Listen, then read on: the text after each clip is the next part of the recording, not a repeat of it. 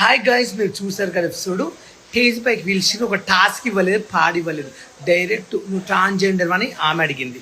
ఈయనేమో నీకు ఫ్యాన్స్ ఉన్నారా, నీకు ఫ్యాన్స్ ఉన్నారా అనుకుంటున్నావు అన్నారు. అంటే మనుషులకు ఫ్యాన్స్ ఉండరా, అంటే నీకే ఉంటారా తోపు అని. ఇట్లా ఎంత అవమానించారో మీరు చూసారు కదా. నేను ఉన్నదే చెప్పాను. నేను ఇప్పుడు జెన్యున్గా ఏమైనా తప్పు చేసిన ఉంటే నాకు అభిజిత్ గారు పాపము గ్రీన్ లేబుల్ గురించి చెవులో చెప్పి రెడ్ లేపించాడు. నీకెందుకు నవదీప్గా, నీకు ఎందుకురా, నీకు ఆఫర్ ఒక ఛాయిస్ ఇచ్చారు. కుక్కలాగా నువ్వు ఒక్కసారి నువ్వు చూసుకోవాలి. పక్కన ఉంది నీకు ఎందుకురా. నీ వల్ల నా జీవితం ఖరాబ్ అయింది ఇప్పుడు తెలుసా. నీ వల్ల వాళ్ళు ఇద్దరు గ్రీన్ ఇచ్చే వాళ్ళని కూడా ఇప్పకుండా చేసినావు. ఏం పాపం చేసినా నీకు, నీ అన్నయ్యం చేసినా నీకు నాకు బంధం అన్నదమ్లమా, లేక మీ చుట్టాలు మా చుట్టాలు ఒకట నీ పాలుడవా.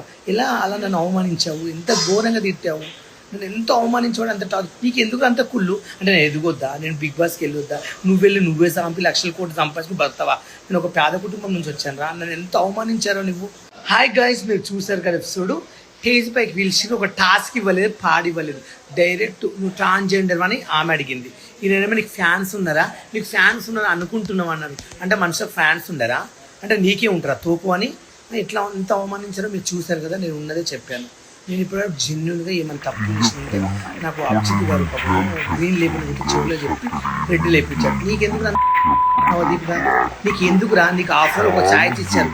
కుక్కలాగా నువ్వు ఒక్కసారి నువ్వు చూసుకోవాలి. పక్కన ఉంది నీకు ఎందుకురా.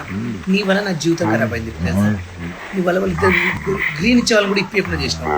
ఏం పాపం చేసినా నీకు, నీ అన్నయ్యం చేసినా నీకు నాకు బంధం అన్నదమ్లమా, లేక మీ చుట్టాలు మా చుట్టాలు కూడా నీ పాలుడవా.